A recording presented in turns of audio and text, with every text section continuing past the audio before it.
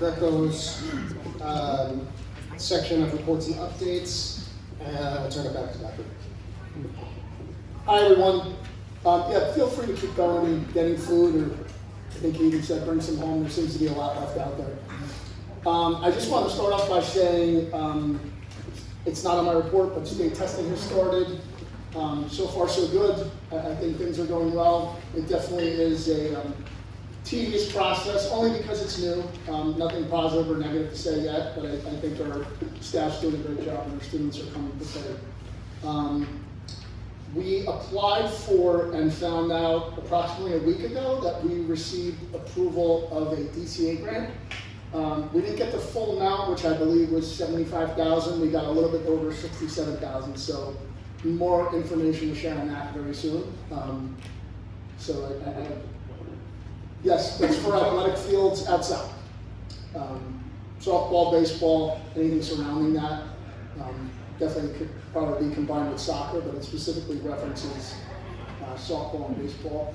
Our baseball field has needed some work for a while, and our softball field is in a little bit better shape in terms of drainage and things like that, but both of them could use a major overhaul, so that grant is going to hopefully come in handy. And it was nice to get it. I wasn't sure applying for it, but we got it, so it's good. And then I'll get right into our school budget hearing for 26-27. So I did leave some copies of this out. It's also on our website. I didn't know if everybody knew that. I usually don't put up the presentation until after the meeting, but we just felt it was a little bit better if it went up a day early. So it's been up there for probably 24 hours now. I did add one slide early today that I forgot to put in, that I always have in, so it was just a mistake. So there's one additional slide in here for tax impact.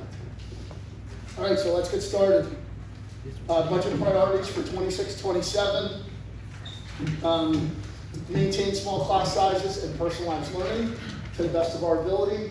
Enhance technology integration. Technology, right, used to be something that we learned. It's integrated into everything now. So I think that we have to really talk about how we're going to get students prepared for that. Continue all of our academic programs, support student and staff wellness and safety. We brought in some speakers recently for character education. We have a number of programs that we've done that are coming up in this slide coming up. Expand opportunities beyond the classroom. I do think we offer a lot here for a pre-K district, especially our school that we're in right now, Thomas Jefferson, which is usually common as students get older. There's more activities available, but we have been talking about being able to get more opportunities for our Lincoln students as well. And extend our day-to-day efficiency throughout all departments. And that's just really a testament to, I think, a lot of the things that Dr. Cusumano has really brought into our business office in terms of being more efficient, whether it's our personnel software or budgeting software. The transition has not been easy. Before his arrival, we also changed our student database. But the benefits of that, I'm really starting to see now. You know, some of the state reports we do are a lot easier, saves a lot of time for people. And we do. We have limited resources, and we know what our priorities are. Our priorities are for the students in the classroom. So any way that we could figure out to make something a little bit more efficient behind the scenes and be accurate is helpful. Budget development process. It's a collaborative input from staff. The Finance Committee, which currently is Mr. Graff and Ms. Hernandez, our entire board, and other stakeholders. We've had a number of Finance Committee meetings. I think we've been a lot more consistent with them since the new year. I think we were doing that before the new year, but they were kind of all over the place. I think we're being very consistent in terms of what we're meeting about and what our priorities are. Review of student needs and district priorities. I think we've talked about that in a lot of meetings over the last year. You know, we did unfortunately lose some staff members last year. So we're trying to get back to that place where we can hopefully in the future get some of those programs back, and I think we're doing our best with what we have right now. Alignment with New Jersey mandates and requirements. So obviously we have to follow the laws and rules of the Department of Education, whether it's our curriculum or our policies that are in place. Sometimes there's not a lot of choice with that. Submission to county office and board review. So the preliminary budget had to be approved by the county office. Occasionally they'll ask for some changes, whether it's program changes or things placed in a different area. So now we're at a point where that has been preliminarily approved by the county. And public hearing right now and final adoption. That would be what we're doing tonight. I'm probably not going to read every highlight, but again, this is available as a hard copy.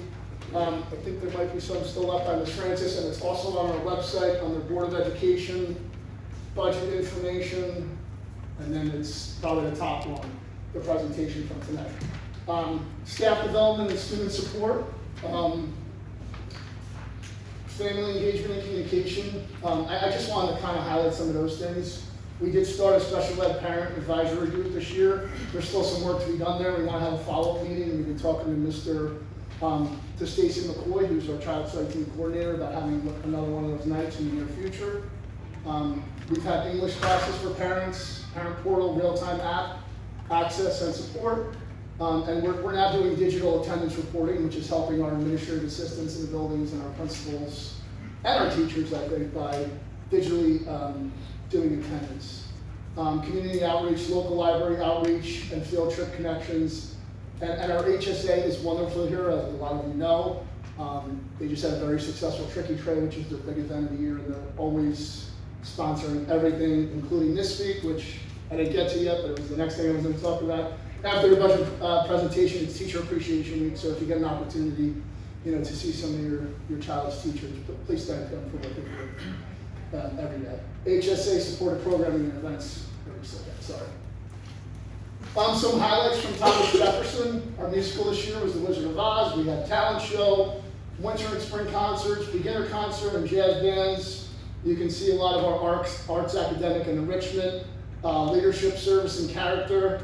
We have our student government, who led off tonight, community service club, birthday kits and food pantry donations, unsung hero recognition. We work with our police department very closely, including the LEAD program, which in a lot of districts has taken the place of DARE, which a lot of us had as kids DARE with on the black t-shirts, it said DARE, so that's kind of our LEAD program now. Leadership Summit that we just had a few weeks ago. We had a Super Bowl champion from the New York Giants. That was part of that conversation. That was all 8th graders and a few peer leaders from 7th grade. So that was something I think our staff liked and our students liked. And then athletic wellness and student life. I think we offer a large array of programs for students, whether it be boys and girls basketball, cross country, boys and girls soccer, baseball, softball, club volleyball, spring run club, morning movement club, and then you just see some of our other clubs over here that I wrote down, not to leave any out. I know there's some that I'm probably missing there. So TJ offers 7 interscholastic sports teams during 3 seasons that have a proud tradition of competing as a member school of the Greater Morris County Junior School Coaches Association. So we do a lot here. Like I said, we have Mr. Bovey here. We have a great music program. It's a very, I think our board, I don't want to speak for them specifically, but I think they prioritize these types of opportunities for students. Lincoln Elementary School, over the last few years, has done a lot of different new things. I think trying to catch up to TJ as much as possible, but they do so much different type of stuff. We have Win Night, Family Literacy Night, Read Across America, which I got to be a part of this year, was great. Book Smiles, book giveaways, Rams Buddies, Yoga Club, Veterans Day activities. That's a great program that Ms. Scoville's had at Lincoln the last few years, the Veterans Day program with people from town and relatives of teachers and students. Our Rams parades that we had over there, fall and spring concerts, school-wide talent show recently, and also it was on the previous slide, but the English classes for parents, which has been successful. What are some of our maintenance priorities? We want to keep maintenance priorities at the forefront because they sneak up on you. But I like to call preventative maintenance. That's a word somebody said a few years ago, maybe 10, that I kind of stole. Preventative maintenance, proactive maintenance, upgrades and repairs, including but not limited to HVAC, roofing, plumbing, safety systems. We just replaced our fire alarms not too long ago. Playgrounds and facilities upkeep. Our maintenance staff do an excellent job of checking with that. I know even with our insurance carrier, we have a program where they check it for us at least once a year whatever the requirement is, they do that for us for free. Grounds, landscaping, and preventative maintenance, roof inspections and repairs, plumbing, electrical, flooring, exterior maintenance, landscaping and grounds maintenance, inventory and replacement planning. So just think of your house, you know, if you let things slip for a while, they'll catch up. So it's something we can't forget about, and we did a lot of stuff with the referendum, and I think following up on the referendum, we did a lot of stuff when finances were a little bit easier, and we just want to make sure we continue to prioritize that, because students have to be in the building with four walls still. That hasn't changed, so we want to make sure we keep it a priority. Technology and infrastructure, we've talked a lot about this I'd say in the last 6 to 8 months. We currently have a managed services partnership, 24/7 support and security.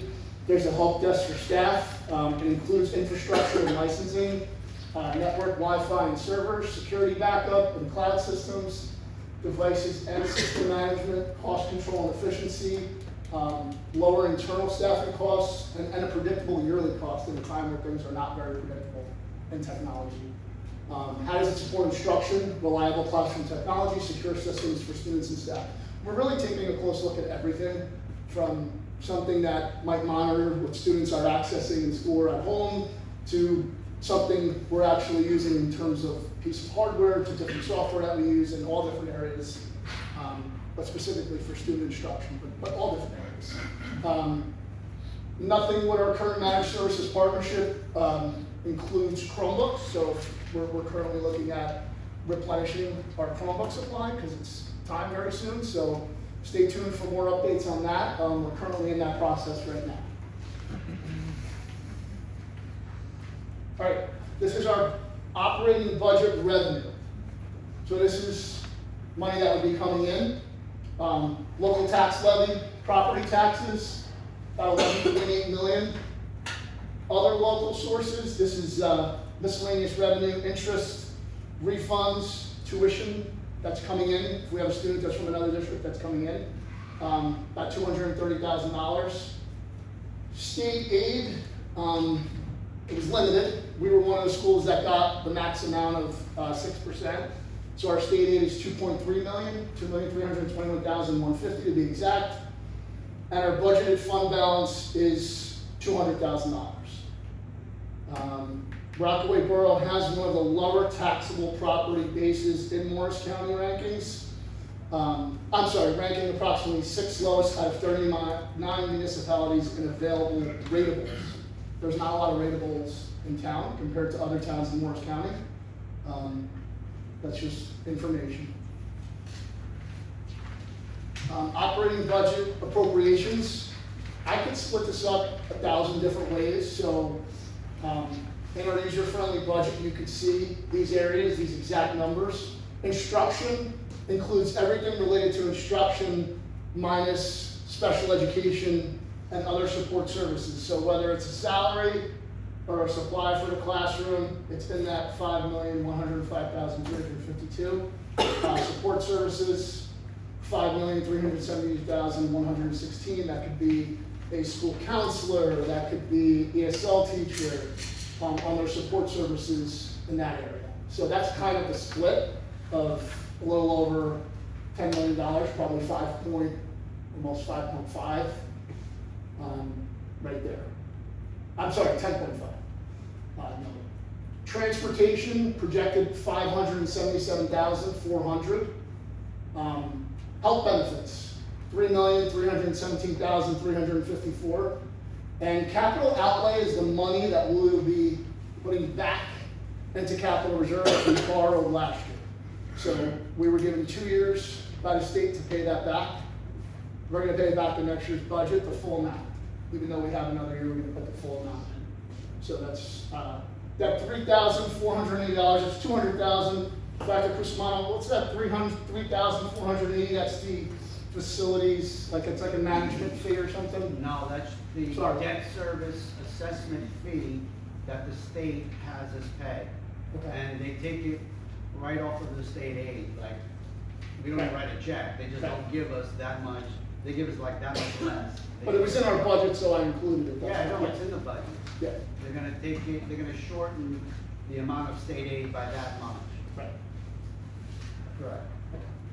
So that number, 14,576,702, is equal to this number. If you added it up, I don't have the total there, 14,756,702. 576,702. You can see pie chart, kind of percentage of everything. I could break it down by salary. Salaries alone, salaries and benefits are probably approximately 80%. I didn't do a slide on that. Like I said, I could split this slide up into a lot of different ways of showing it. All right, adequacy budget. What does this mean? This is how the state calculates state aid. Our adequacy budget is 13.4 million.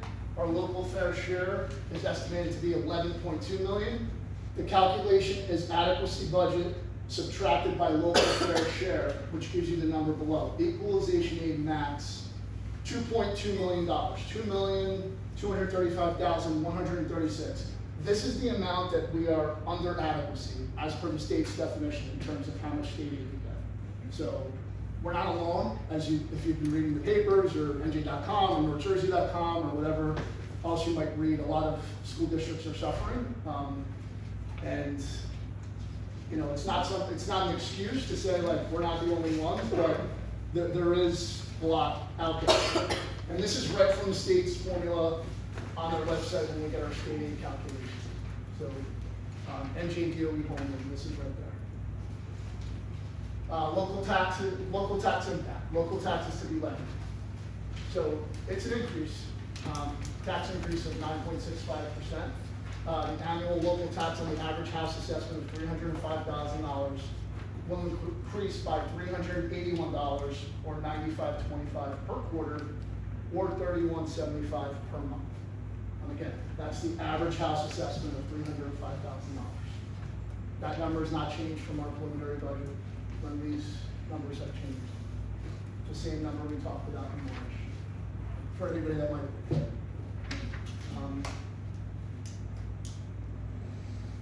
Impact for 26-27. No staff or program cuts. That's something we don't want to do. No staff or program cuts. Sorry. Great. I haven't been using the mic. Getting to that a little bit. Maintain strong academic and extracurricular programming. We were just outside today. It was a nice day. There was a softball game and a baseball game. We want that to continue to happen. Addresses rising costs, healthcare, transportation, services in general. Balances fiscal responsibility with student needs. Continues investment in students and facilities. Positions district for long-term stability. And this is just something I kind of made up, maintain for 26-27, which is next year, and rebuild starts in 27-28. Capital reserve deposit, which we just discussed. Let's get that back into capital reserve. Then we can use that money if we need to fix something. Local recreation improvement grant, which I also announced very quickly through the New Jersey Department of Community Affairs, the DCA, to improve athletic fields, specifically softball and baseball. There's a little bit of wiggle room in there, and that's kind of some of the things we were thinking about. If it's all right, we could answer any questions relating to the budget hearing, preliminary budget, approval process, programs, anything. Thank you. Going back to the adequacy budget. Mm-hmm. Can you just very simply define adequacy or under adequacy and whether or not anything can be done to address? Yeah, adequacy budget is basically the amount the state says that we need to have. You might disagree with that, this month, their own official education, but that's really what they say we should have in place in terms of our budget. Our local fair share is $11,208,161. That's another number that they determine, which we're a little bit over right now in terms of our local fair share. But we're still below the equalization aid max, which is basically their formula of calculating state aid in all the different areas of state aid, that we're not at their own definition of what we should have. So essentially, according to their own definition, we should have another $2.2 million in state aid. So this is why, presumably, we get what's going to say, upper end of that. Yes. That increase. Yes. Yes. Set those thresholds where Yes. there's going to be more than 3, maybe 6%. Yes. So because we're under, we're going to be. Yes. considered- Yes. Dr. Cusumano, do you have anything to add to that in terms of adequacy or anything with regard to that definition? I mean, I'm sure there's people out there that can argue that definition, but that's their own definition, so. Yes, Supervisor. I think it's great that we're not cutting any staff or programs, and I know Mr. Gravett said it's a 2-year fix. As a finance committee, talk about what you may be looking at, and we can't set it in stone, like next year. It's like 2 years, I understand that to be the fix, but like 3 years, another number like this, it's not realistic. It's not good what we did as the finance committee spoke about it. From what we can see so far, it's not this high. Can you use the mic? Yeah, we can hear you. I mean, we can't say exactly what it's gonna be next year because there's a lot that happens between now and then. There's reality, there's state aid numbers and how that all comes in, but generally speaking, we don't believe we're looking at an increase this high next year. That's part of gaining clarity and sort of fixing what needs to be fixed. I mean, if you go back to 2019, 2020, you average what all the increases are over time, it's somewhere around 3.5% to 4% a year averaging. So it's not the 2% cap, but it's not any of this either. So yeah, it's the last few years. This is like the 3rd year of it starting to creep up. But if you average that out for the preceding few years that were lower over time, it's a little bit closer. It's just that it's all coming at once in these last few years. And our hope, our goal is to not have it be this high again next year, that we should need to. Now, again, there's reality, there's healthcare, there's all of these things, there's the balancing of, one of our very important goals in all of this was to not cut anymore. We've cut almost 10% of our instructional staff in the preceding 2 years. So we've done it. It's not, we don't like doing it, but we also haven't, been afraid of doing it when we needed to do it. And that was something that we really wanted to avoid this year. So the hope is, as Dr. Greco said, that we can, we're not talking about bringing back any positions next year, but the hope is the year after that, we could start having some of those conversations too. Not, nothing drastic, but that's our hope.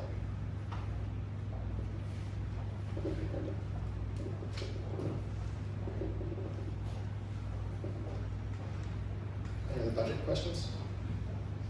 We can take them now. This is sort of like an extra sort of And you can come back to it later. budget topic. We can always come back to it.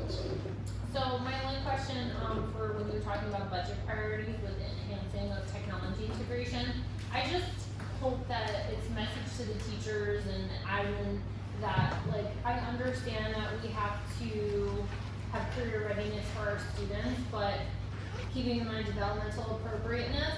And also my biggest concern with this year was when the running records went to technology-based running records. Like, for me, as an educator, I just feel like the technology should not be replacing the instruction and the teacher expertise.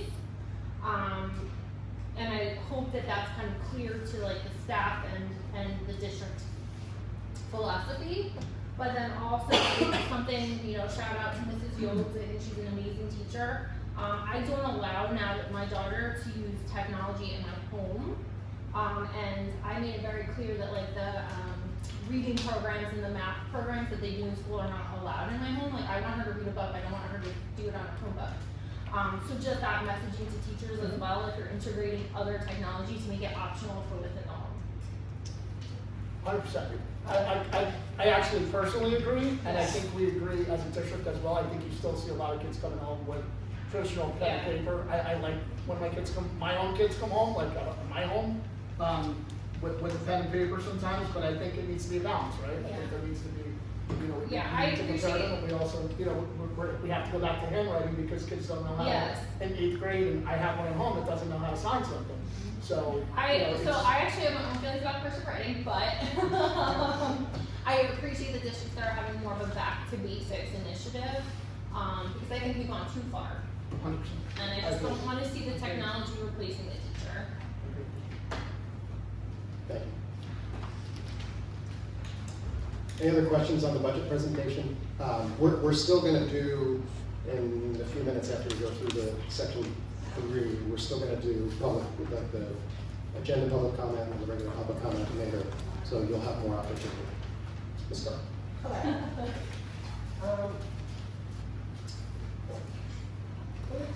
Would it be possible to have the presentation just to refer to it, Sorry. please?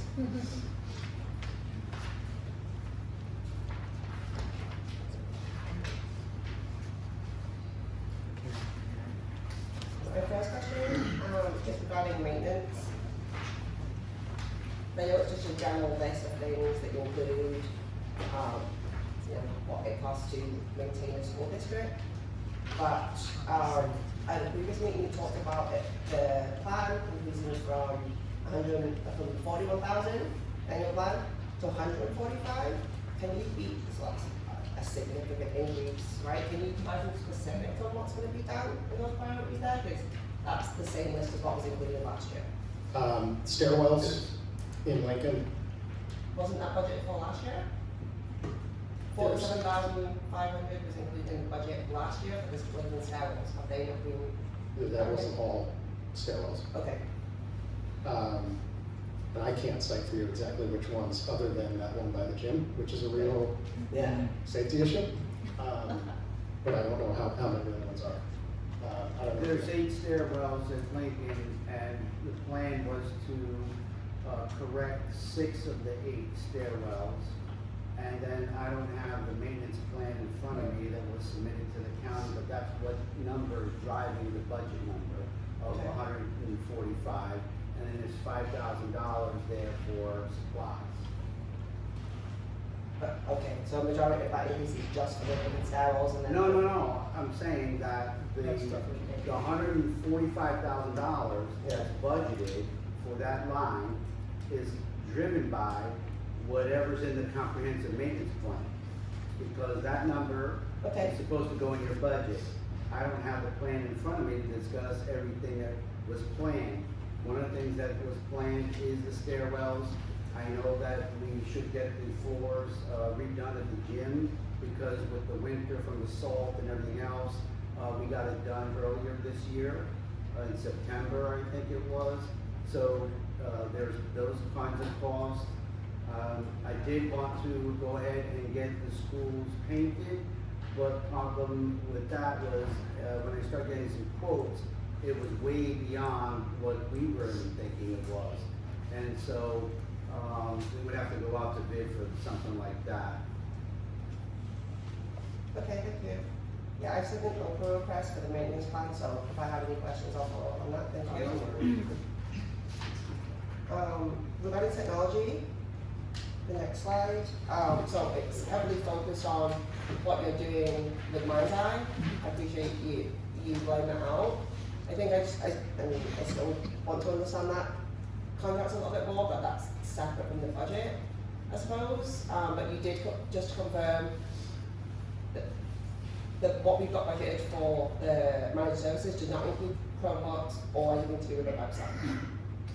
Not as part of the managed services. No, not as far as, yeah. So you said that you're looking to get new Chromebooks. Is that included in this year's budget? Is there a budget number in here? We're looking at options right now. I believe there's additional. I'd have to take a look at certain things. I know that it starts with first figuring out what it would cost, and then how to move forward from there. So I'm gathering some quotes together there was a specific line in there for that amount. However, Dr. Greco alluded to the fact that the county was not going to approve the preliminary budget, which allowed us to be here now, about to vote on the final budget, to have this hearing, if we did not replace the $200,000 that they borrowed as a cap reserve. And so that has to be done, and he wanted to see it in writing. It was part of the recap of balances pertaining to the budget. That number is in the budget, and we have to put that back by June 30th, 2027. So the repayment has to be a priority. Yeah, I We'd understand. like to start doing Chromebooks as well. It probably is not going to be a wholesale replacement of Chromebooks, but as we get to the end of the year and we look at any surplus and things like that from the projection, as we start to figure out what the numbers are, then we can figure out how much we can really do with Chromebooks. Okay, but just for the pay back into the capital reserve, it's like 203,000 or something, change, right? Isn't that a wash with the 200,000 surplus that you're pulling from last year's budget into this year's budget into next year's? Again, it's essentially the same, right? Because we increased the taxes by 10.84 last year. The projection earlier this year was 250. You're putting 200,000 into this budget, and you're putting 203,000 back into savings over there. So that's sort of a wash, really. So I think, if I may, you might be getting confused between what I would term the 2% surplus, which is that 250,000 number, that's still there, Okay. right? That's money in case like Oh, that's something happens, then. Is that future bank cap then? Well, it's not future bank cap, no, two different things. Okay. There's what I would term surplus, which is the 2% surplus that we're allowed to have just sitting there for a rainy day. Right. Then there's excess surplus. So what we're doing is taking 200,000 of excess surplus, putting it back into the unassigned fund balance to balance this year's or the new coming year's budget. Okay. Okay. And can you tell me, in addition to managed service, so the managed service contract, the stuff that we pay for the website and the Dropbox, how much we spend on technology in total, please? Well, the accounts are broken down. I mean, I don't know, I don't have a quote for the Chromebooks, yet I'm working on it. But, as far as the, managed care, that payment, I think, is $328,000 for the year. But with that, we get equipment such as, I don't know the technology language because I don't speak that language, it's like Greek to me. So, but I know we're getting mainframes and other support switches, whatever it takes to keep the district secure, number one, and up and running, and still have the speed and the internet that's Yeah. available. I understand that, thank you, Mr. Cusumano, Dr. Cusumano. I think I'm just more trying to get at the fact, right, we're gonna be paying 328,000 just for the managed IT contract. Right.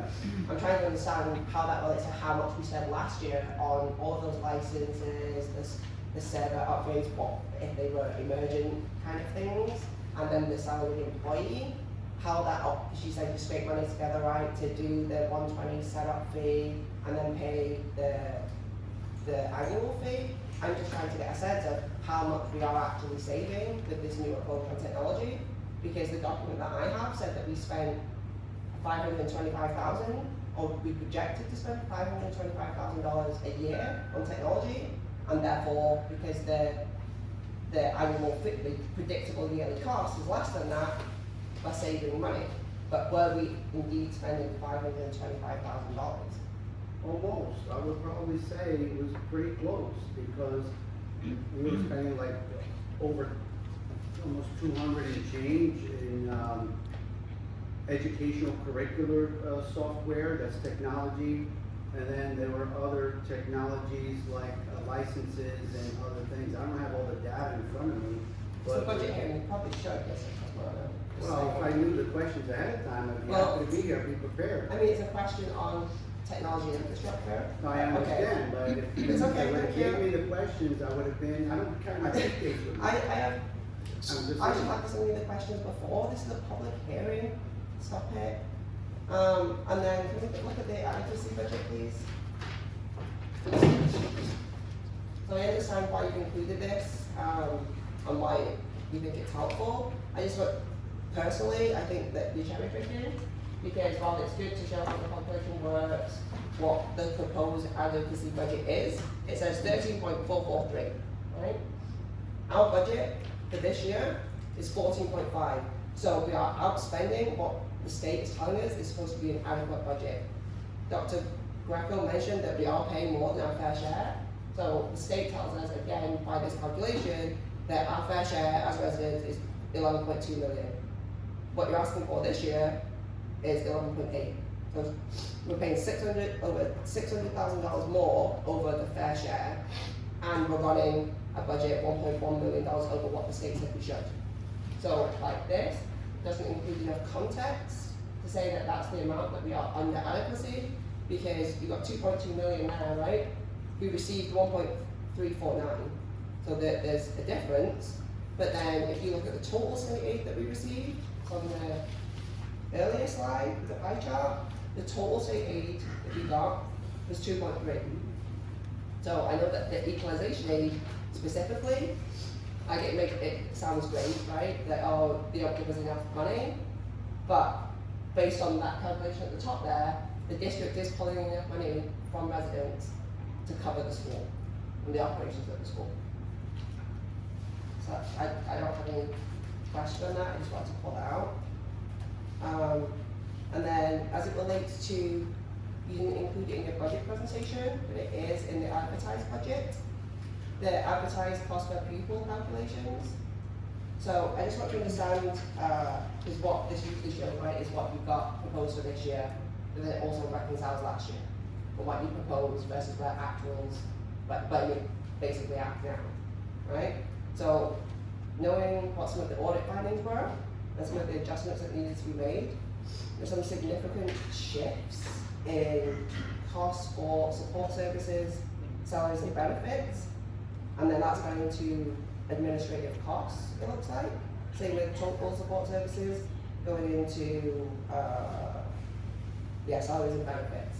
So one of the audit findings said that you were improperly coding administrative salaries in the budget. So is that the revisions between the original and the revised, is that adjustment?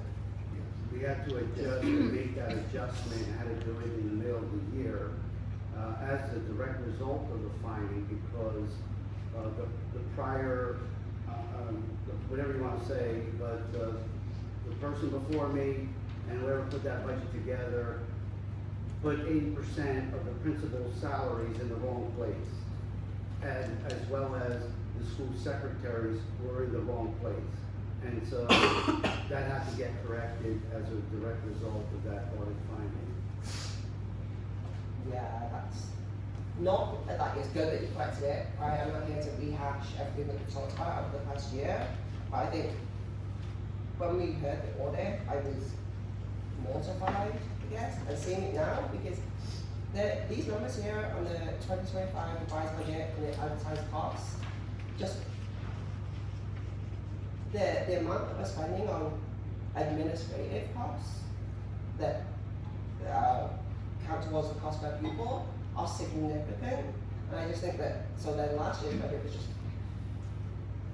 I think it was done on a lot, purpose. a lot of rubbish, because Well, I don't want to say it was rubbish, but I think that for years, let's say a couple of years, the former business administrator purposely did it that way to not inflate the administrative cost limits. yeah, to make it look like administrative costs aren't as high as they actually are in the district. Can you tell me, have any of those audit findings, like not having a position control roster, improperly coding administrators, has that affected our receipt of state and federal aid? Like, have they withheld any money? Have they tried to claw it back? No, the only thing that was required was that we had to, and they insisted and were emphatic that we put the money back into the cap reserve. That was the only. That was the okay. only issue. So I've got a few shifts in the overall cost per pupil. For example, we are cutting classroom general supplies and textbooks by more than half, and same with classroom purchase services. Can you explain that, please? I'm sorry, I didn't quite get. Sorry, I'm a bit stumped up, apologies.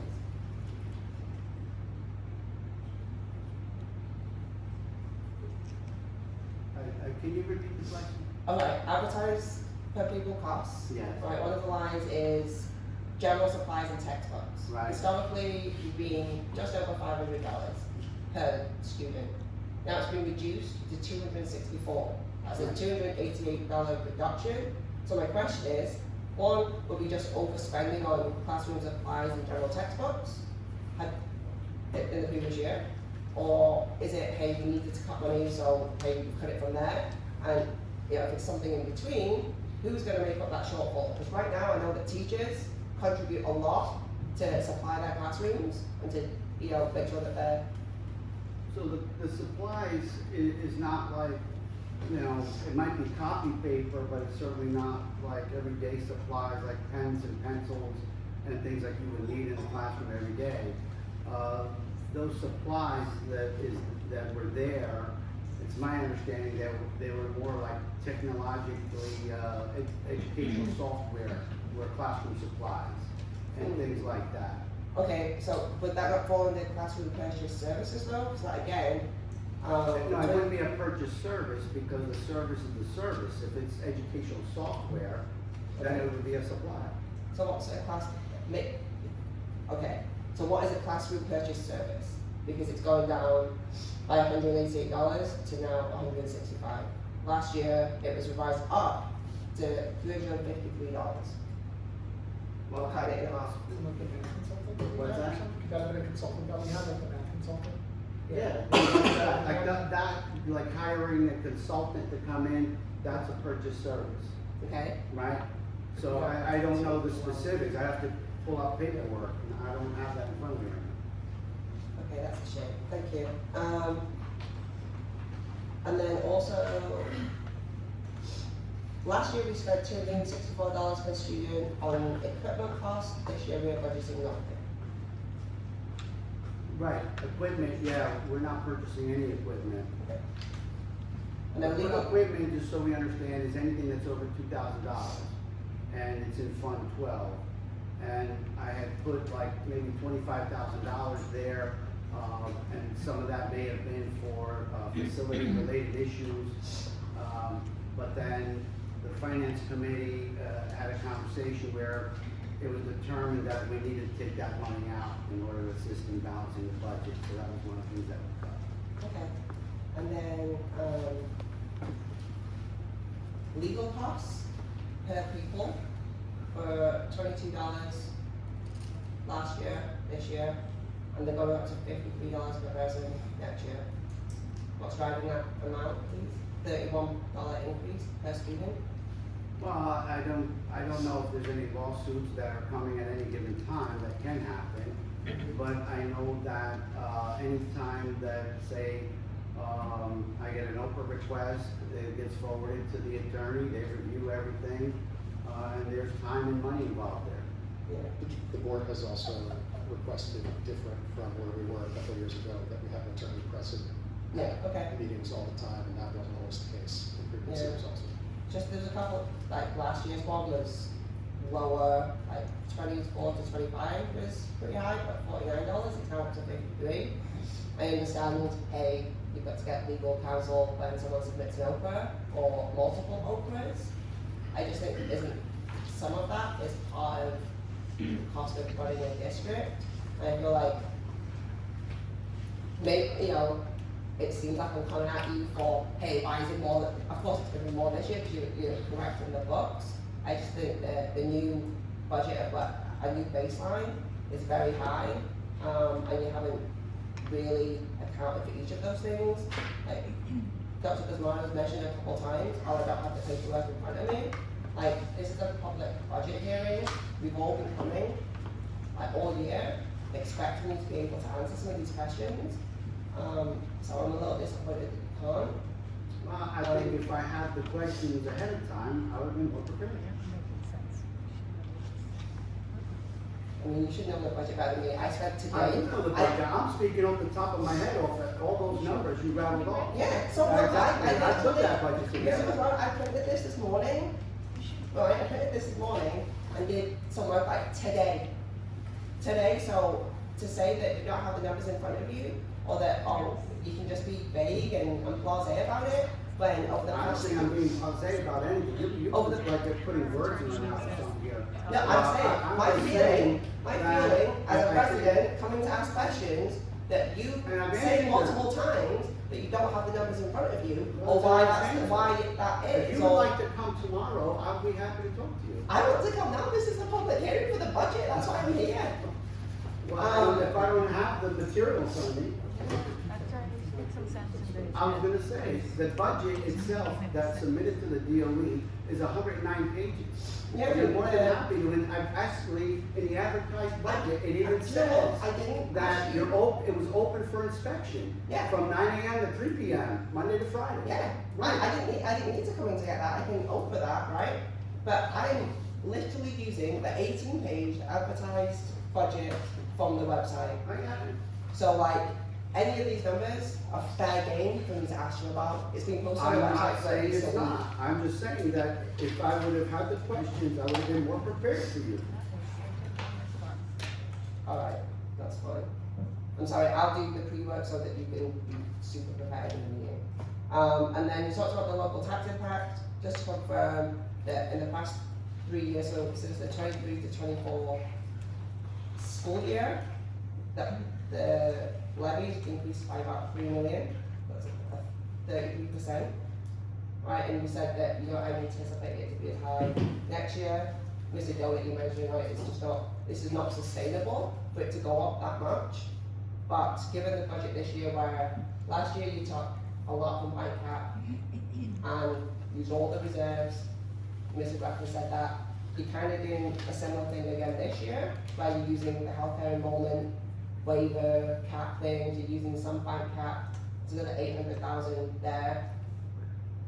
What are you gonna do next year when you don't have an influx of $1 million to help balance the budget? What's your plan? Because there's also a property reassessment coming in, like happening right now, that will affect taxes next year. Like it'll affect the school formula, I'm guessing, right, based on what they think that we I can don't know if it levy. happens that quickly. I don't know if the school formula catches up that quickly Okay. to things that are happening. I'm not sure exactly how far back they look, but I don't think it's immediate Okay. that year. Alright. Governor Cheryl has come out and said publicly that she wanted to fix the state school funding formula because it goes back to 2008. Right, And clearly, there's a lot of problems with it. It's not perfect by no means. She wanted to fix it, but ran out of time or didn't have enough time. So from what I understand from some people that I know in her office, she's looking at it and would like to get it corrected for the following year. Now, if it happens, I don't know, but she's making an attempt from what I understand. okay, thank you. Yeah, I think that goes back to my point though about will we pay more than our fair share according to the old, current, but broken school formula. I'm just worried about how much more it's gonna go up again. And then my last comment, it's back in the advertised budget again. The superintendent is getting a 7.7% increase in his salary. Was that negotiated when his new contract was signed last year? No, what happens here is that line includes, the executive secretary as well. There's like a couple of people in that salary line, that's just not the superintendent. Dr. Anthony Greco, annual base salary $202,020. Last year it was $187,000. That's a $14,449 increase, which equates to 7.7%. There are no additional people listed in this. It's just his employment contract. So my question again is, There's nothing new beyond what we negotiated with him last year to when we so is set that the new what it's fund. done? That's typically when salary, so, his last, His salary is set for the next, for the For the 5 5 years. period. There's nothing new that gets opened up in the middle. What we adopted, That's from. it was about a year ago. Looking at 2 years.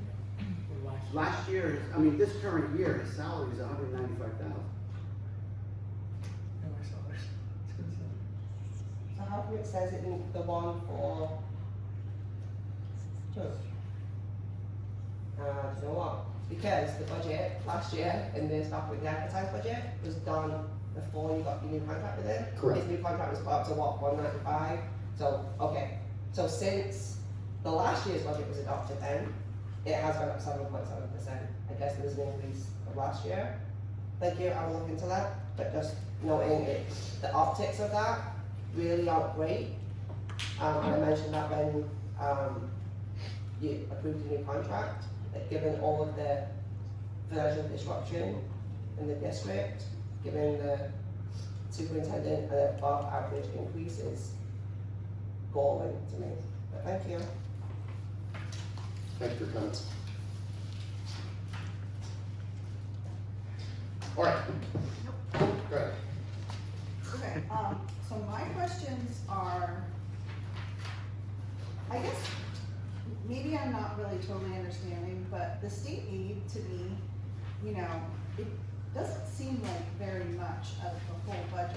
It's kind of a little surprising to me that, like, there's so much drama over $2 million when we're talking about like a $14 million budget. Like, why? I don't know, maybe this is what, a little bit of what Katie was saying, but if everything is getting cut so close, like, and, I mean, we're all living in a very high cost of living time right now, where food, healthcare, everything has, gas has gone up very, very high this year. So, you know, our country's in a war, so costs could continue to rise dramatically next year. And, you know, just this, to me, this state aid is just so small, like, we're not really getting that much, like, I don't really understand what the big deal is, I guess, like, shouldn't we be more prepared for these increases? Like, how are we going to be more prepared? Because, it looked to me like the benefits and salaries of the teachers was about 8 million plus, and then special ed looked like in the 5 million. So, and I know that New Jersey specifically had a very large healthcare increase across the state. What do we do if that happens again next year? Like, what will we do? It's a hard question. I mean, if districts much larger than we are facing really difficult decisions of their own, it's even harder for a small district like us. I mean, to your point, that state aid number is not a lot. I mean, if you look at a neighboring district that I'll leave nameless that gets 10 million to our 2 million, it's sort of crazy when you think of like, how does that work? Like, how, you know, I know there's a formula and everything. It's frustrating. It's frustrating that so much of it has to be from the tax levy, but that is where it comes from. I don't have all the answers of what we do next year if things continue to go up. I think that's the unfortunate, truthful answer that education across the state is facing. You heard what we said. It was very important that we can cut again this year. I don't want to do it. Do we have to do it next year? Do we have to go to 35 kid classes? You know, nobody wants that. So we're faced with things that we really don't want to do, and we're hoping that it doesn't come to it. All things held equal, that we can see right now, barring, you know, some of that stuff going wrong the way you're talking about, we think we're in a much better direction than we've been, which is something that I couldn't have said last year. We had no idea last year. So there's still always going to be these things that we can't control. There's still the advocacy that's happening. You'll hear us talking a little bit, probably. Just today, there was an request from the School Boards Association and their active political activism arm for districts to adopt resolutions urging their lawmakers and the governor to continue to work on this. We've done our own version of that by writing to our representatives. We've put stuff out on the website if the community wants to do it. That's what we have available to us right now to try and move the sort of macro discussion. How effective that is that we can be as a small district in that macro discussion, I don't know. And then we just have to make the best decisions we can on the ground with what we have. We're only going to get what the state gives us. We can only levy what we can levy. And we can only support so much as a town for what we're paying. Well, I guess that's what I mean, with our town getting the property tax reassessments as well, coming as you're in two years in a row, 10% tax levies as well. And I know I said this last month too, that I know you work very hard, Dr. Greco, but I mean, you must be by far and large the most well-paid person in our town. Like, this is a little outrageous. Like, this is really outrageous. Look, Like, if we want asking to us to continue to pay, $13,000, $14,000, $15,000 in taxes to live here, again, with this, like, we might have to make more cuts, like, what's the end game here? Like, to just like squeak, barely squeak by, keeping the buildings open on a skeleton crew with like 35 kids just to say, like, we keep the schools open? Like, what is our end game here? Like, I know, like, admin salaries are very high, like, and then we have all the rest of us kind of at the bottom.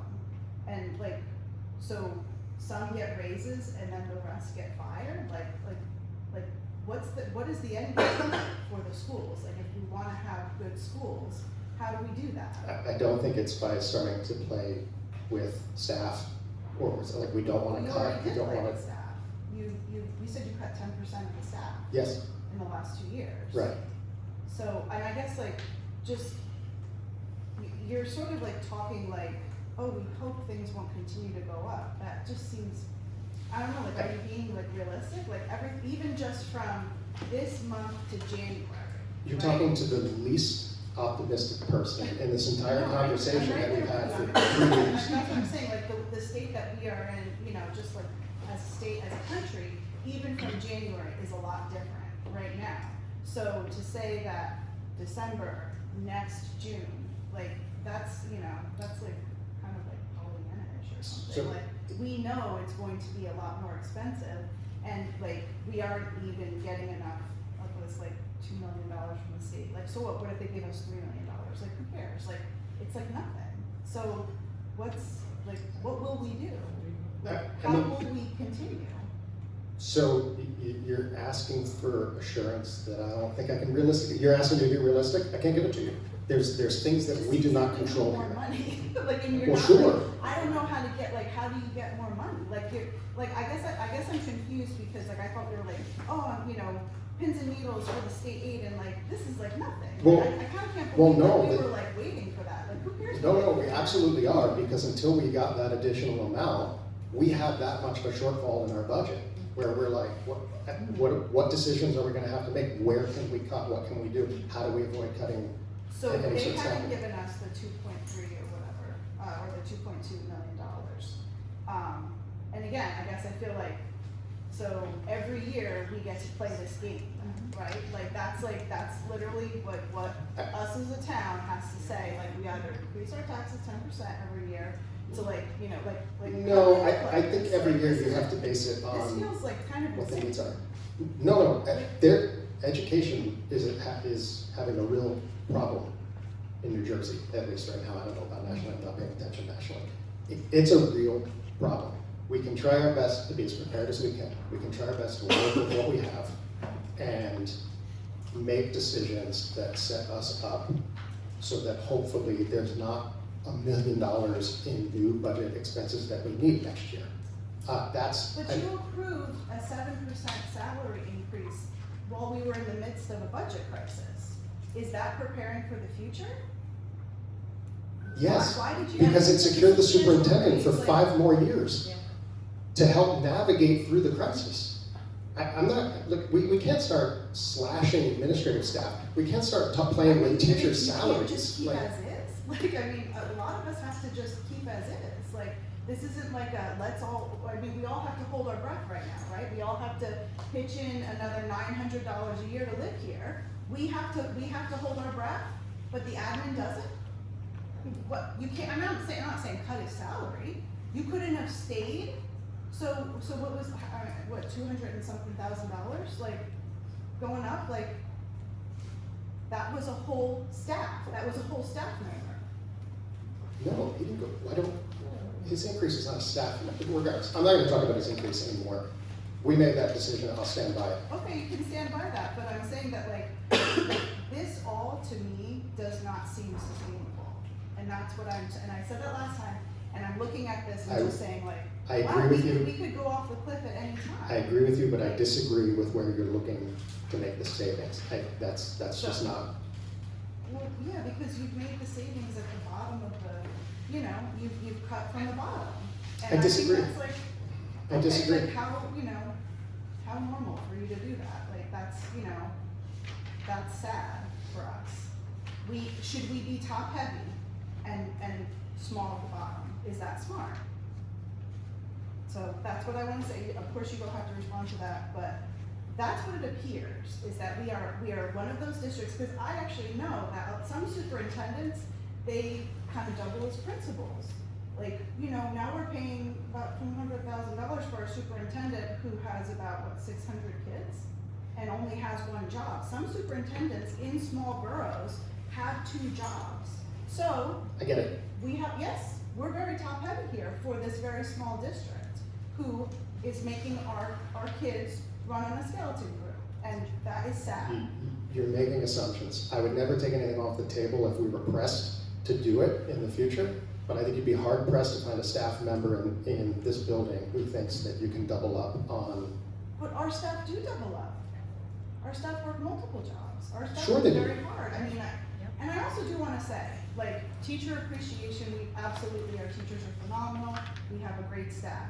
We also have a lot of unpaid volunteers, parent volunteers who do so much for this town, and I don't really think that they get the appreciation that they deserve. Like the ladies in the HSA, like give themselves like exhaustion doing what they do for this town, like, and I'm just gonna, we have a lot of people who are doing a lot of unpaid labor. You've got lots of them up here right now, yep. I completely agree. We're like, a lot of the people that come to these meetings as well. So we appreciate our teachers, but I also want to I would like there to be a lot more of we appreciate the parents that continue to show up time and time again and set up and take down and clean up and do all of the things that keep our town running. Because we are only existing in many ways because of all of the unpaid labor of a small handful of people in this town. And I'm really that is, it's offended. very valuable. I'm really offended by your accusations right now. What's my accusation? You're looking at a group of volunteers who are up here doing our best. I actually have no idea. We also set up, we also take down, we also spend hours and hours and hours of our additional time volunteering within the schools, as well as a lot of the other people who are not up here right now. What did I accuse you of? I have no idea. What did I accuse you of? I think you're forgetting that we're volunteers. I'm not forgetting at all. But what did I accuse you of? You said you were offended by my accusation. What was my accusation? Yes. Your accusation that we are dismissing the volunteer, No, I said you're not efforts. acknowledging. I think. Well, I think we acknowledge it a lot, and we're off of the budget topic now, so let's move on.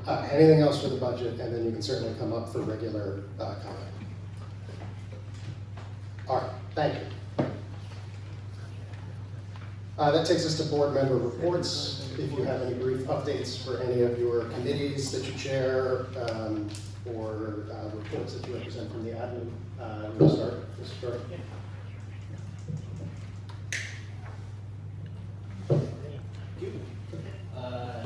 this isn't part of my report, but I do have to say I went to the town show at Lincoln, last weekend or weekend before, everything's played out, but, and it was fantastic. I had to give those kids a ton of credit. It was, I recommend just going next year. I'm sure the TJ one was fantastic as well. I did not get to see that one, but it was cute, it was adorable, kids have way more guts than I would ever have at that age. I was very proud of all of them, it was awesome.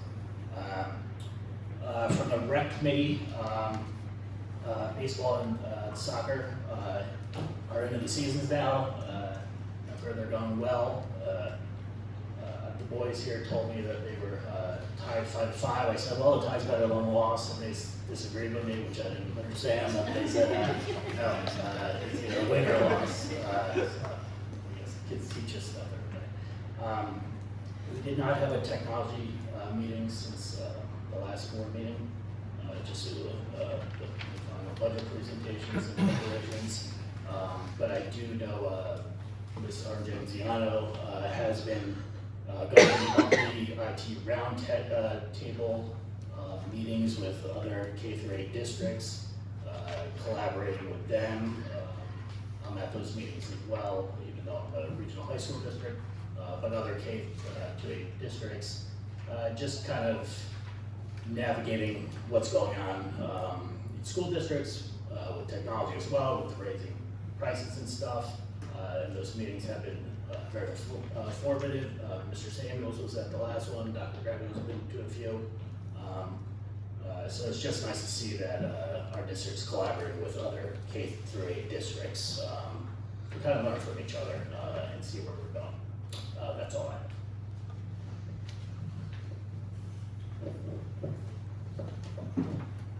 I just want to give an update. The trick or treat was successful, so thanks to the HSA. I want to say thank you to everyone that volunteered, and that this was the first year that I missed the trick or treat. But I just want to thank the HSA for everything that they do for the district as a community, and parents that volunteer, help packing, loading the truck, everyone. I just want to say thank you to everyone. Also, giving an update on TJ. On April 9th, the 8th graders did go to the trip to New York City, which the kids did enjoy themselves. All the kids were excited, they had a great time, so that's great. April 13th, the marking period ended, marking period 3, so now we're on the final marking period, so it's almost June. And then also April was Autism Awareness Acceptance Month, and which was led by I'm so sorry, picking up word, by Ms. Angara, and which it was great. And the Leadership Summit that was on April 17th, the students attended the leadership conference here at TJ. It was incredible at the school. Also, just a reminder, next week, May 14th is the next HSA meeting, so everyone is welcome to attend.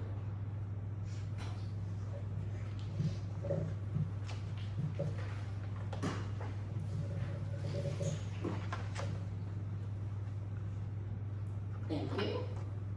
A short report today from Ms. Argenziano in regard to curriculum and instruction. The summer learning portal, there has been a slight delay in launching that because there have been some administrative discussions regarding student sectioning. How do I put that? Who's going to be in what class, how many sections of what we're going to have, which is going to impact the final assignment. So rather than put something up, then take it down, and then put something up with changes to confuse people, they just decided to hold off on that. So it is expected to open within the next few weeks, but that has not changed our initial decision that K-8, for the exception of the plus classes, will not have a mandatory summer readings.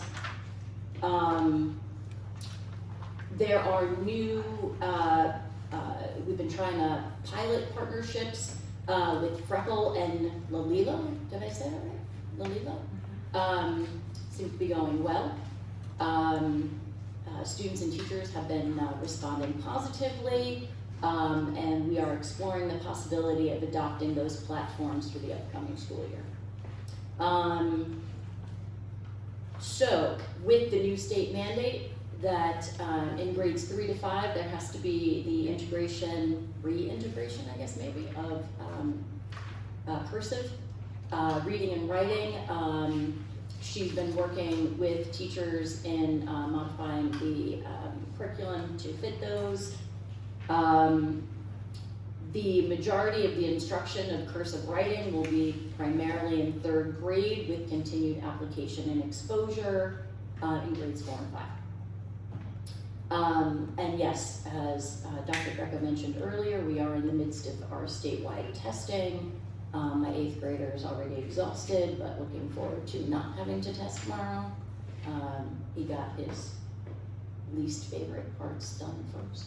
I don't know if that's a good thing or not. But I like the brain break day.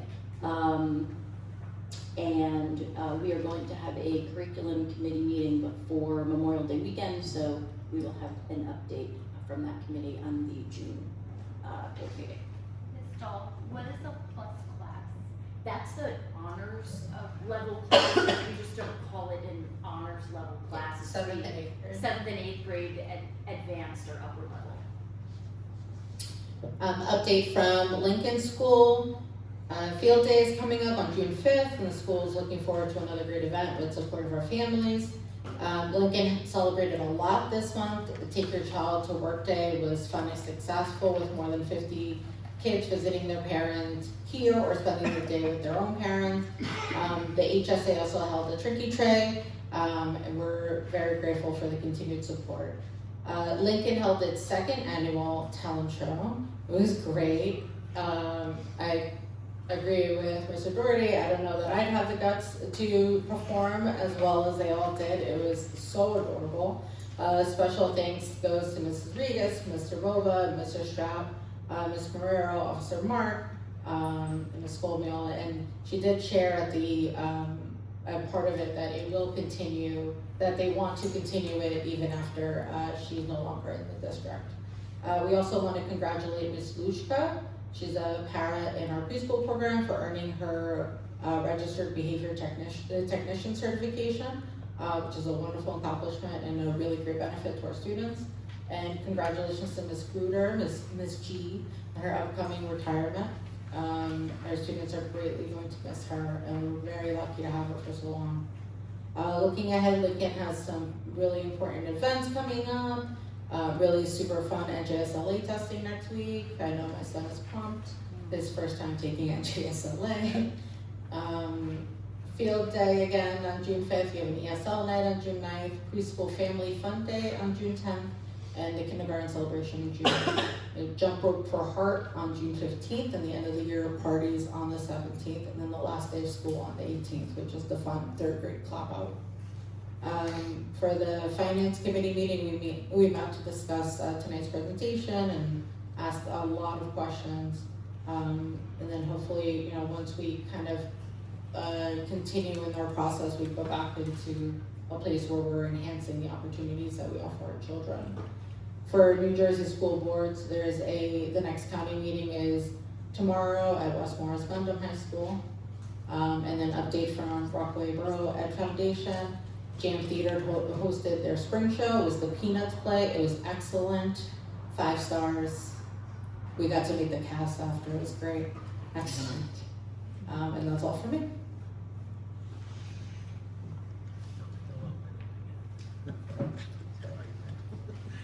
As Ms. Hernandez said, we had at least a finance meeting. 2? Sure, I don't have the dates, but I think I don't have anything to add. She covered well what we discussed there. We've had a couple of negotiations related meetings, 2 internal and 1 with our BEA, and that's progressing. For the facilities report, kind of what Mr. Klein detailed, very similar to the previous month. Actually, it seems like the last 2 months have been quite a lot of plumbing repairs, grease trap, different things like different sinks and things like that. A lot of stuff done in-house, which we always appreciate. And then I'd also like to comment on the turkey tray. I've never attended one. before. Maybe that's bad to admit, but if anybody's paying attention, you know I haven't. Until this year, I did attend and volunteer to run some of the prizes, and I knew that there were a lot of prizes. I knew it was a big event that took a lot of work. You were running all night. right? I did run all night, and I always appreciate the work that goes into that and everything else that the HSA does, but seeing it firsthand, I mean, that night is a lot.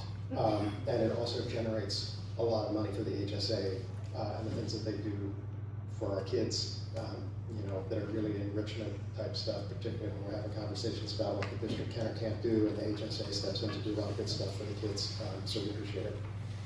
All right, anything from board secretary or business office beyond what we've covered? Board review agenda items.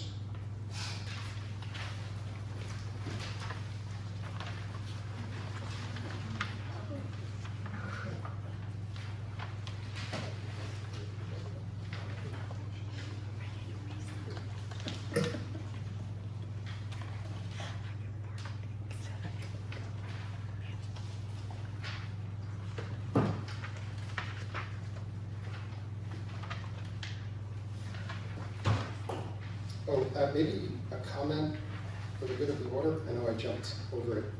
Dr. Greco, the process for Lincoln principal, can you just, like, you don't have to go into great detail, but just let us know. Yeah, as far as timelines, depending on the situation, depending on the person's individual situation, our next board meeting isn't scheduled until June 23rd, so if we felt like we had to do a special meeting, I can always reach out and see if we can figure out a time to do that. But, you know, we received, the posting closes Friday, May 8th. We've received well over 100 applicants right now, so, which is a lot more than when we were interviewing for the Skull Mills position as Lincoln principal. It's probably a mix of, you know, people wanting to become an administrator, people changing districts, maybe people non-renewed. Definitely some budget cuts in there, you can tell when you see names and you look things up. So because of the vast amount that we've had, what we did the last time was we had an interview committee with stakeholders. We had board members observing, we had staff members, some of those board members doubled as parents. So we had an initial round and then we had a final round. We may do a screening round of some sort this time, which will be quicker interviews, maybe hybrid possibly. The majority of administrators in the district will be in those interviews. So I will probably send something out in terms of a message just to kind of update everybody in terms of what our process is. But and I probably wouldn't hurt to have a little bit more of an exact timeline, but we're currently still waiting for the remainder of the week just to make sure the posting closes. But we're talking about doing a screening round as early as next week, begin that process as early as next week. So I think we'll be in a good place by Memorial Day weekend. And you know, I mean, the good news is there's a lot of candidates out there. I think there's definitely some impressive candidates for various reasons. So I'm excited about it. It's definitely more than I expected, but I think that's unfortunately also a sign of what's going on in education right now. So I think there's a correlation between that. I can't say for certain, but it's also a nice place. You know, I think it's a nice district. I think people, you know,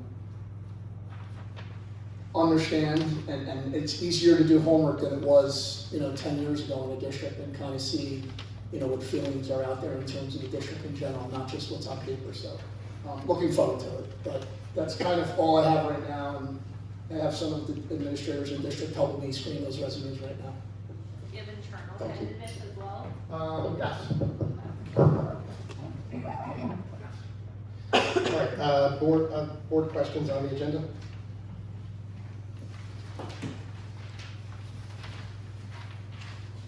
Then that takes us to public hearing on agenda items only. So for this, for the beginning, we went back to sort of more free-form discussion. For this, we're going to go back to what is becoming our traditional public hearing. We're going to limit to 3 minutes. The board's not going to interrupt. We're going to let you finish. At the end of the 3 minutes, we'll respond to whatever, if anything, that we are going to offer a response or comment or answer to. And please state your name and municipality only. And come to the podium to be recognized. Hello. It's just another quick question on the budget I forgot to ask before, because it's in the agenda. Sure. All right, yeah. You've increased the school budget, district travel budget, from 25,000 last year to 48,000. I was just wondering if you can provide any insight into what that increase is for specifically. Ms. Carter, would you just repeat that? I'm sorry, I just didn't hear it title. The 48,000 for district travel. Okay. At the bottom of the budget thing. Thank you. Just, I guess what that tells. And then also I want to mention, so you're reappointing the staff and the RBAA staff. That now includes Mrs. Argenziano and Mr. Samuels, which are previously I think the administrators were on the advertised budget, like under Dr. Greco and all of the business office staff. So I was just wondering if you could provide some insight into why they're shifting into the CA or whatever it is. Then asking about the Alan item L in personnel as the social studies teacher. Is that just coverage for Thomas Jefferson? Correct. Yeah. I'm gonna give a shout out for the field trip, the 5th grade field trip, for the LEAD program. My son is in 5th grade. He's mentioned it a couple of times how good that program has been and how much he's enjoyed it. I think it'll be a nice treat for them. Just asking when the next 5th grade field trip is. It's on June 4th. That's great. And then lastly, I saw that Mrs. Buder is retiring. Just want to echo what someone else had mentioned before, that she's great. We had her in kindergarten. She was the aide in kindergarten for my 5th grader, and she's also the aide in my youngest class as well. And I see her face. So there's that. And then last thing, I want to address what Ms. Dahl had said to Leah with regards to her comments. I know this is a sensitive time. We all come here, we say our piece and our frustrations. I don't think she was, in my opinion, like I know her as well, and my personal feeling. We're not coming here to say you're not doing enough as a board and you should have known better. All the people that are volunteering their time, because really, there are 3 people at the table right now, Ms. Dahl, that are paid to be here and to answer these questions and to make sure that the board is adequately informed and has the information to be able to address public questions. If anything, well then, it's not really about the board members, because you've all said that this is the first time we've really gotten deep into the budget process, which is good, I suppose, but it's certainly not to say we're not doing it. We have genuine questions and concerns, and I think if we all come from it from that perspective, we are trying our best, that no one's accusing her of anything. If they are, they're certainly not doing it in this meeting, because that's not what this is for. Thank you. Thank you, Ms. Clark. The travel budget is a maximum dollar amount that's set. It doesn't say that that's how much we're going to spend. It's the same, not the same verbiage, but it's the same amount that was in the preliminary budget. The county business administrator insisted that we use this language and not the language that was in the preliminary budget that was first voted upon. John, is it safe to say that's a subjective opinion, in some other counties they do it different? I mean, Right, I mean, I used that language in the past, it was no problem in a different county. The county, a business official decided it wasn't enough, you need to use this language. So it was just his opinion, and so it had to just be re-voted on again in this one. But that's a maximum, amount that, you're gonna need for travel. Yeah, I understand that and the verbiage, it's more, the actual dollar amount has almost doubled, the top cap has doubled, so I'm just wondering why. Well, it's an arbitrary number that, taking into inflation and everything else into account for travel and mileage and things like that, Okay. that's something that is just like, if people are getting reimbursed for those things, that's a maximum amount, and we're not going over it. It doesn't mean that it's gonna reach that amount. And then just to clarify, there's two different associations. There's the RBEA and there's the RBAA. The administrators formed an association and are now part of a collective bargaining unit. And that's why they show up differently. It's not the same association. It's 3 administrators. It's the Lincoln principal, the TJ principal, and the director of curriculum, instruction, and assessment. Is it always like that? Last year was the first. Because after the budget was passed? Oh, Just last the reason I'm asking, last year, yeah, Yeah. and because Ms. Sargentani was in the budget. Yeah, they can get approval. unionized. Okay. All right, other comment on budget items? There will be another general comment section as well. Leah Marietta, Rockaway Borough. From the budget, that we were talking about, I was wondering, so you mentioned painting the buildings being more expensive than you were expected, and then the Chromebooks. So I guess what I'm thinking about is when you presented, Dr. Greco presented the Mind's Eye contract, and some of us had sticker shock about it. Is it possible that we could get warmed up a little bit about if we have some big expenses coming that maybe us and the public that are paying attention, so we could know, like, okay, yeah, I don't know if we want to finish it, but Yeah. just, I feel like probably Mind's Eye would have gone over easier if we had been a little bit warmed up to it. Like, oh, it's going to be this extremely high expense over the next 5 years. Like, I think that if you don't have to do it, of course, but, maybe to ease contention in the meetings, like, it would be nice to know if we are the ones, trying to, like, we don't know what happens when you guys have your meetings and everything. I appreciate that you give us give us a synopsis, that's great. But it would be nice to know if we have large expenses coming in that, those of us that are paying attention to, that would be nice to know. So that's just a question. I know that's added more to your plates as volunteers. I do understand that you're volunteers. I'm very grateful for your volunteering. It's a very hard job, and I wouldn't want to do it, and I do appreciate what you do on the board.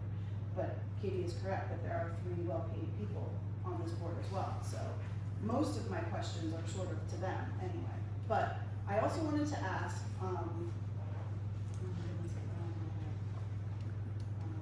oh yes, so Dr. Cusumano, you've said several times that if you had had the questions in advance about the budget, you would have been able to answer them. Maybe that's something, I don't know, like I didn't go to the budget hearing meeting last year, so I don't know what normal is. But is there like either a way that you ask us what our questions are, so you can be prepped? I don't know, I'm actually not sure, but is there a solution to that next year, for those of us that want this kind of, micro line-by-line information, if we would like to get it, I don't think that saying coming into your office and meeting with you is really right, because this is a public hearing, we have the cameras right now. This is our chance, right, to talk about it, so it is a little, concerning, I guess, that you don't have these answers. So if you would like to know what we want to know, do you want to ask us first? So maybe you have I don't know, but is that a possibility for next year? So that's what I want to say. Thank you. Okay. I think you should practice, because that hit it exactly. Yeah. Yeah, I don't think I have, I appreciate the comment. I think we'll take that under consideration. I don't know if I have any immediate response on those two. Other budget, or I'm sorry, agenda item comment? Okay, seeing none, I'll close the floor for the first session, and we will move on to the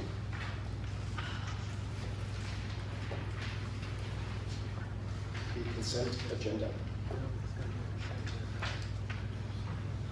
Is there a motion? That is from Ms. Dahl. Please. And Mr. Dorgan.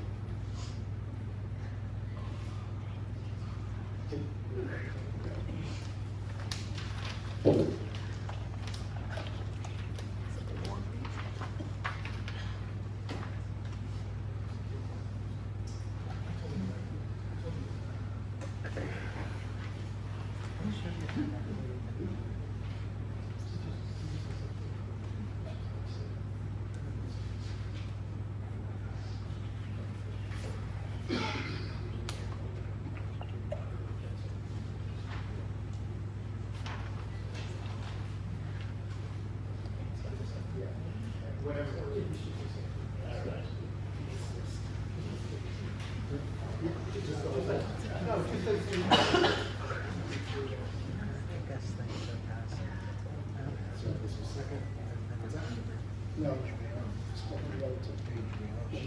Yeah. Sorry about that. Moved by Mr. Gray. Yeah. Mr. Darby. Due to my wife, I will abstain from the EF. Just ask for her. No. Just, yeah. Yes, my wife. Yes, sir. Mr. Gillis. Yes. Mr. Graff. Yes. Ms. Dahl. Yes to all except finance 7A, check number, A is an apple, 356.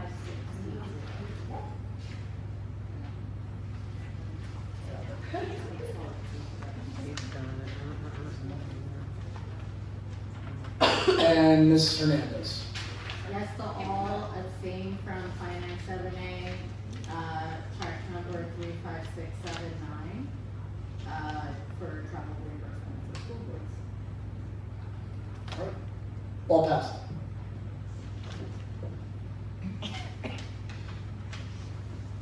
All right.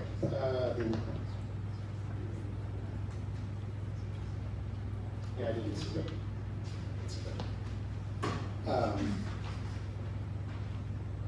New business, other items, comments for the good of the order. I think I mentioned this earlier, but just today we received resolution language from the NJ, New Jersey School Boards, requesting districts, at least in Morris County, this came from our Morris County rep, requesting that in May or June, we put this language, this resolution on the agenda.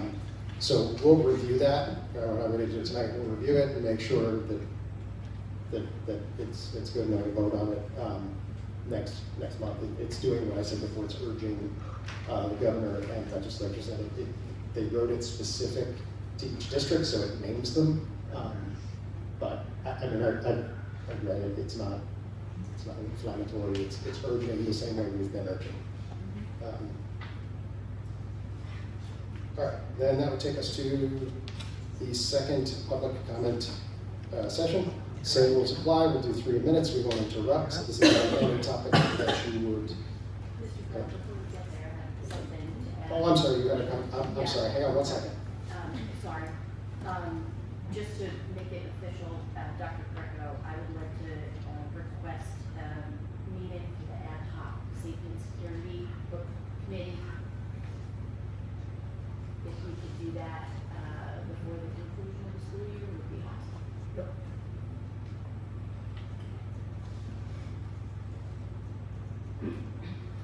Not too long, for the reason for that. I experienced an incident in my classroom that I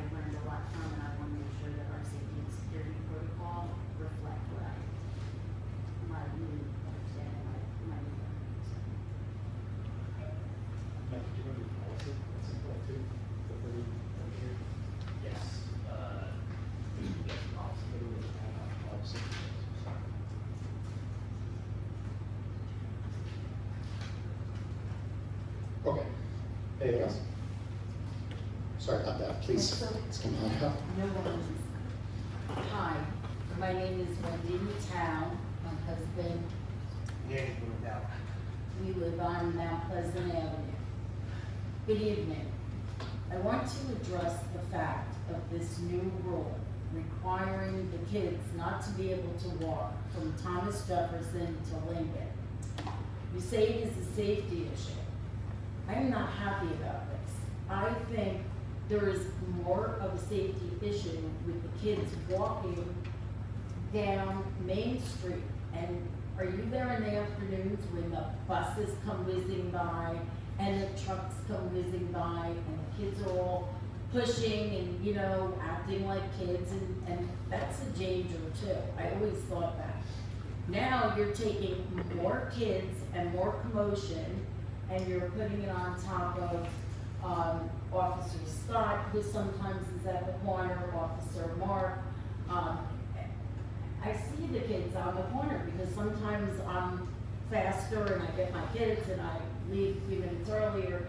The kids are all roughhousing on the corner and it's very nerve-wracking because as, you know, driving a car, you know, and the police officers would say, okay, go, but then you've got kids like are pretending to dodge into the street. It's a lot of commotion all across the board. Like, I'm just not understanding, if something is not broken, why are we fixing it?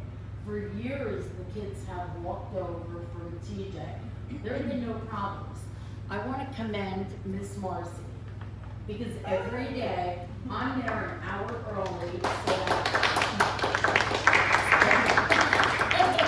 we love you, you're great. I mean, I have so much faith in her. My kid's crossing over, she's so diligent and she takes control of everything, and I mean, there's no problem. So why are we gonna take all this now and put it back, you know, put more problems in the front? And what about all the parents? There's no parking around there, it's a disaster what goes on. And now all these parents who are just, you know, trying to find parking spots so their kids, you know, everybody's got it down to the science already. And now those people have to be uprooted and fight with all the people who are used to parking at the church over there. And there's not even that much parking over there. I mean, it's creating chaos. Why? Is there like a reason that we're doing this, or like all of a sudden somebody just said, like, you know, I mean, I'm there every day and I witness this and there are no issues. It goes so smooth. There's no problems. So why are we changing this? Like, this is very upsetting to me.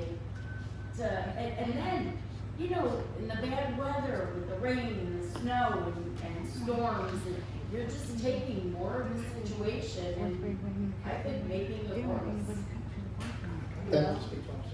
Thank you. We can bring that to our safety and security committee meeting as well, which, yeah, so.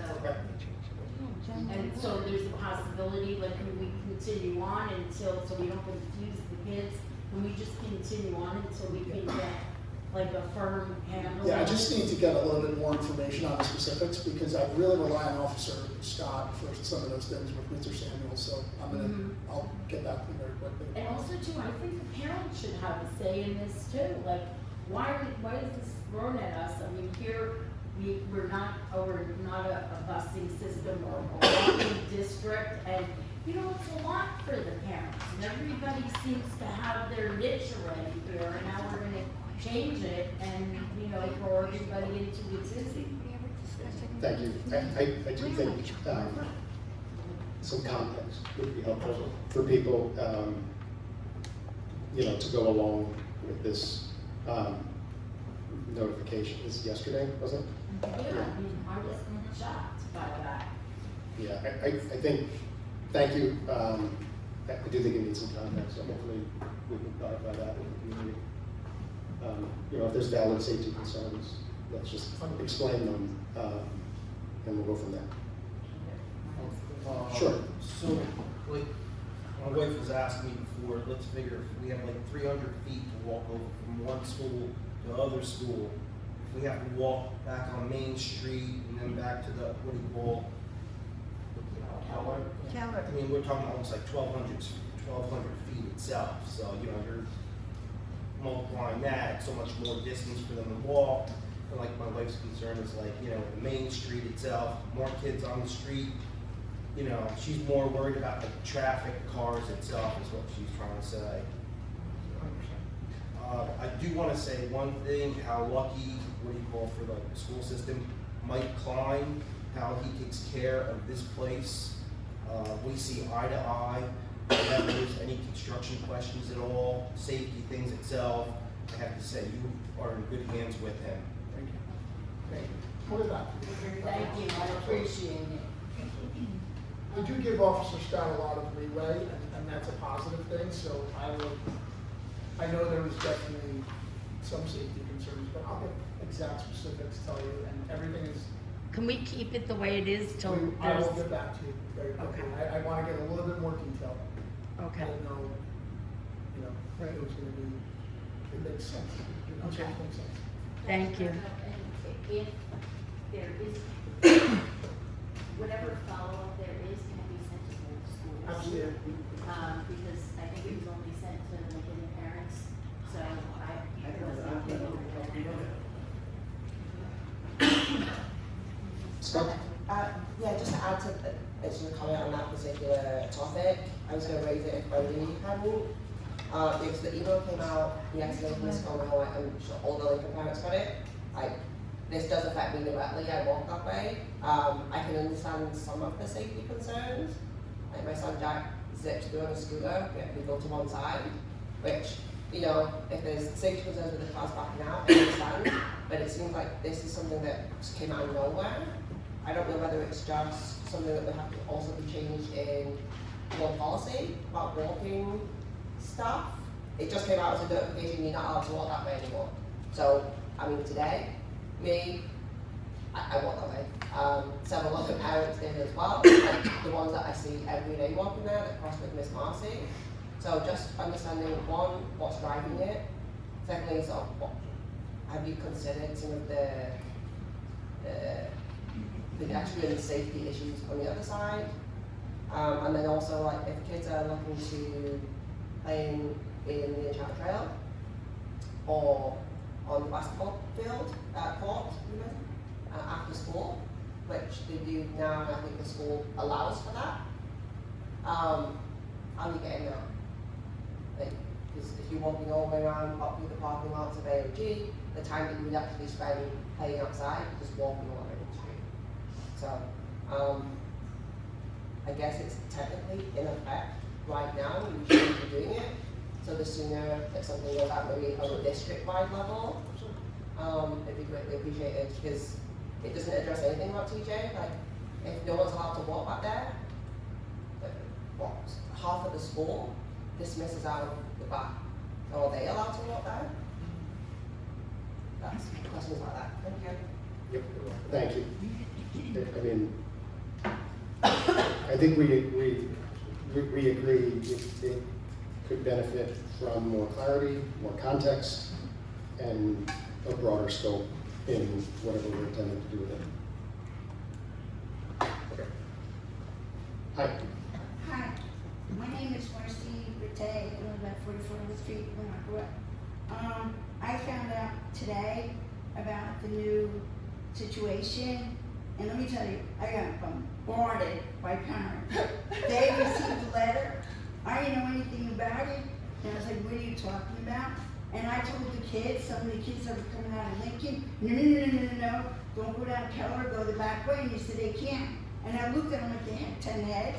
Let me tell you something, for the safety of the kids, and I spoke to Scott, and he told me to deal with it, quote unquote. So I just want you to know, you have the little kids walking down Keller on Main Street, and you're cutting through TJ parking lot to go to AOG. How do you know that a car's not gonna come zooming in? Then you're gonna have a situation out there. I'd rather see the kids walk and cross by me, and they're walking the back. They don't run around. They don't run around. They walk very nicely. I don't have any issues. Now all of a sudden, now you have a situation. I think it should be addressed. And why doesn't anybody ever ask me what's going on. I've been here 27 years. I've been doing the coursing for 26 years. Don't you think someone should ask me how to do it, what we do, and how the situation arises? So, you know, it's just that I'm here for the safety of the parents, for the kids. They're my priority. They're my first priority. These are my kids. These are my parents. And safety is the #1 issue. Believe me when I tell you, I would take a bullet and I would get hit by a car, which I did, by the way, many years ago. She was on the phone, didn't see me. She ran over my coffee. I was really sad. So as you can see, now I have neon shoes, so when you look down, you can see my feet. Yeah. Thank you for everything you do. So I just want you to know, I really care about this community, I care about the parents, and I care about the kids. Please, if you have any questions, just ask me. I know what I'm doing. I get certified every year. I went to the police academy, and let me tell you,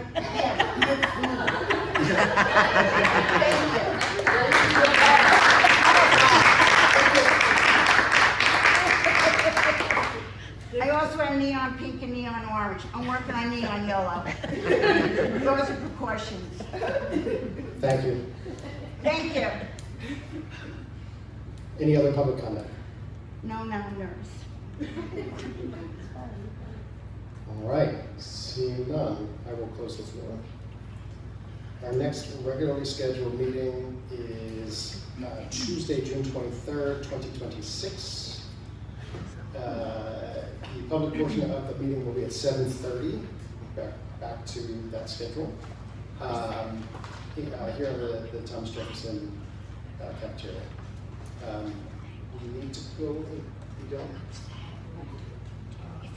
If you call Mike, oh my gosh. Oh, gotcha. Okay. What do we, be resolved that the board enter an executive session for the purpose of discussing a legal matter, the nature of which will be made public only when the confidentiality no longer exists. The board anticipates being in executive session for approximately 15 minutes. The board action will not be taken. Is there a motion? Motion. Second. That's Ms. Dahl and Mr. Hernandez. All in favor? Aye, sorry, that's all. Go ahead and not voted. All right, the public session is concluded. Thank you all for coming. Thank you.